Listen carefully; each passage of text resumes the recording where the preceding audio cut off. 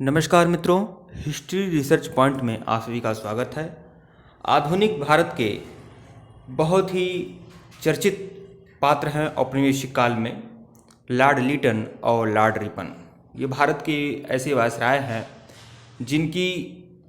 जिनसे संबंधित बहुत सारे प्रश्न प्रतियोगी परीक्षाओं में पूछते हैं और जिनके बारे में आप लोग को जानकारी होनी चाहिए। अगर आप भारतीय इतिहास के एक अच्छे विद्यार्थी हैं, एक अच्छे शिक्षक हैं, तो आप लोग को इतनी जानकारी जरूर होनी चाहिए।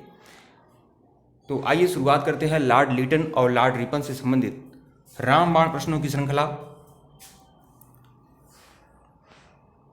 लॉर्ड लिटन, देखिए लॉर्ड लिटन का जो कार्यकाल है, इनका कार्यकाल है 1876 से लेकर 1880। ठीक है, यह एक प्रसिद्ध उपन्यासकार, निबंध लेखक और साहित्यकार थे। एक उपन्यासकार थे, अच्छे निबंध लिखते थे। हाँ, और एक बहुत बड़े साहित्यकार थे लॉर्ड लिटन, जिनका कालखंड 1876 से 1880 है। साहित्य कोश में, मतलब साहित्य की दुनिया में, इनका एक अलग नाम था, एक अलग उपनाम था। इनको ओवन मेरेडिथ कहा जाता था। ओवन मेरेडिथ की संज्ञा साहित्यकारों ने लॉर्ड लिटन को दी, क्योंकि यह एक बड़े साहित्यकार थे, निबंध लेखक थे। इसके समय में, लॉर्ड लिटन के समय में अकाल पड़ा हुआ था और यह अकाल भारत के बहुत बड़े भूभाग पर फैला हुआ था। यह अकाल जो है बम्बई में, बम्बई प्रेसिडेंसी और मद्रास प्रेसिडेंसी में फैला हुआ था। साथ ही साथ हैदराबाद में, पंजाब में और मध्य प्रांत में भी यह अकाल फैला हुआ था। मतलब बम्बई, मद्रास, हैदराबाद, पंजाब और मध्य प्रांत, इन सभी क्षेत्रों में अकाल का प्रकोप था और यह भयानक अकाल पड़ा था। लगभग 1/3 आबादी इस आबादी में साफ हुई थी, इस अकाल में साफ हुई थी। लगभग 50 लाख लोग काल के ग्रास बन गए थे। इतना भीषण अकाल था लॉर्ड लिटन के समय में। लिटन ने रिचर्ड स्ट्रेची की अध्यक्षता में एक अकाल आयोग भी बनाया था। लोक लज्जा की भय से या बहुत सारी ऐसी स्थिति बन गई कि लॉर्ड लिटन की मतलब एक छवि बिगड़ने लगी पूरी तरह से। तब इसने रिचर्ड स्ट्रेची की अध्यक्षता में एक अकाल आयोग का गठन भी किया था। अकाल आयोग का गठन किया था अकाल की जांच करने के लिए, और अकाल न पड़े इसके सुधार के लिए सिफारिश लागू करने के लिए इसने अकाल आयोग की स्थापना की थी रिचर्ड स्ट्रेची की अध्यक्षता में। 1 जनवरी 1877 को ब्रिटेन की महारानी विक्टोरिया को कैसरे हिंद की उपाधि से सम्मानित करने के लिए दिल्ली दरबार का आयोजन किया गया था। दिल्ली दरबार का आयोजन कब हुआ था? 1 जनवरी 1877 को, और इस दिल्ली दरबार में महारानी विक्टोरिया को कैसरे हिंद की उपाधि दी गई थी। अच्छा, कैसर ए हिंद की जो उपाधि महारानी विक्टोरिया को दी गई थी, इसके पहले राज उपाधि अधिनियम भी लिटन के समय में पारित हुआ था। राज उपाधि अधिनियम, यह राज उपाधि अधिनियम जो है यह 1876 में पारित हुआ था। मतलब लिटन ने आते आते यह काम किया था। राज उपाधि अधिनियम 1876 में पारित किया था, जिसमें राज्य जिसको चाहे, मतलब ब्रिटिश गवर्नमेंट जिसको चाहे वह उपाधि दे सकती है। ठीक है, और इसी राज उपाधि अधिनियम के तहत ही महारानी विक्टोरिया को कैसर ए हिंद की उपाधि दी गई थी। 1878 में आर्म्स एक्ट पारित किया गया था। 1878 में, जिसके जरिए भारतीयों द्वारा अपने पास हथियार रखने का अधिकार छीन लिया गया। मतलब अंग्रेजों को यह डर सताने लगा, अगर भारतीयों के पास हथियार रखने का अगर अधिकार रहेगा तो इससे वह विद्रोह अगर वह करेंगे तो बहुत ही भयानक रूप देखने को मिल सकता है। तो इसी 1878 में आर्म्स एक्ट बनाया गया, जिसके जरिए भारतीयों द्वारा अपने पास हथियार रखने का अधिकार छीन लिया गया था।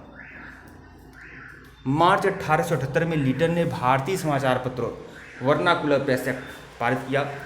1878 में लिटन ने वर्नाकुलर प्रेस एक्ट पारित किया। यह जो वर्नाकुलर प्रेस एक्ट था 1878 में पारित हुआ था, इसमें भारतीय समाचार पत्रों पर कठोर प्रतिबंध लगा दिया गया। वह समाचार पत्र जो भारतीय है और देसी भाषा में छपते हैं उस पर कठोर प्रतिबंध लगाया गया था। विशेषकर राष्ट्रवादी समाचार पत्र सोम प्रकाश को प्रतिबंधित करने के लिए, सोम प्रकाश पर प्रतिबंध लागू करने के लिए इसको लागू किया गया था। ठीक है, इस कानून में प्रावधान था कि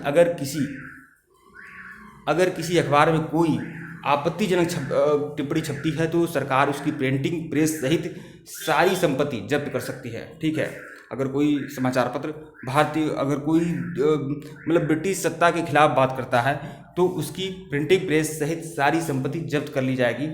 और यह जो प्रतिबंध लगाया गया था, ये सोम प्रकाश और ढाका प्रकाश पर प्रतिबंध लगाया गया था। सोम प्रकाश और ढाका प्रकाश पर कार्रवाई भी की गई थी।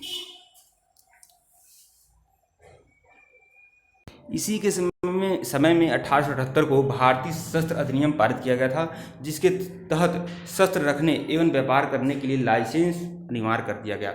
हाँ, तो शस्त्र रखने और लाइसेंस रखने के लिए शस्त्र रखने के लिए लाइसेंस अनिवार्य कर दिया गया था 1878 में। तो यह काम इसके समय में हुए थे।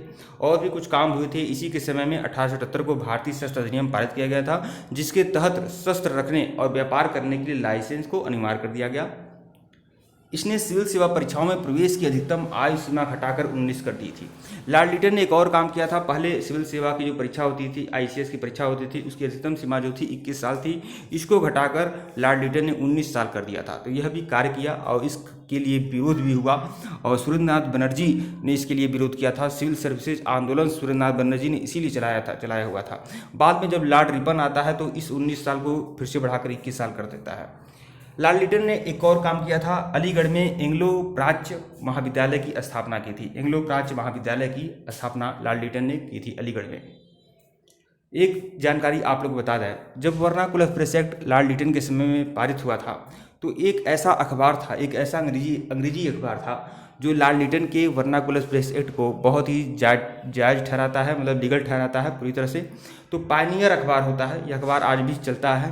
तो पायनियर जो है इंग्लिश वर्जन का अखबार है, ठीक है। इसने वर्नाकुलर प्रेस एक्ट 1878 का समर्थन भी किया था, ठीक। तो यह बात आप जानना अच्छे तरीके से, ठीक है मित्रों। वीडियो को लाइक और चैनल को सब्सक्राइब करिएगा। ये लॉर्ड लिटन से संबंधित प्रश्न थे और रामबाण प्रश्नों की श्रृंखला थी। अगले वीडियो में हम लॉर्ड रिपन से संबंधित प्रश्नों को देख लेंगे। धन्यवाद। वीडियो को लाइक और चैनल को सब्सक्राइब कर लीजिए। जो देख रहे हैं कम से कम उन लोगों वह लोग सब्सक्राइब कर लें। और भी बहुत सारे वीडियो रहेंगे और लगातार मिलते रहेंगे। हिस्ट्री से संबंधित यह चैनल रहेगा।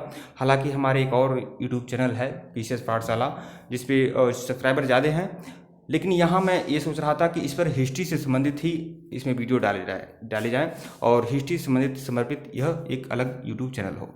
धन्यवाद आप लोग को। वीडियो को लाइक और चैनल को सब्सक्राइब जरूर करिएगा। धन्यवाद।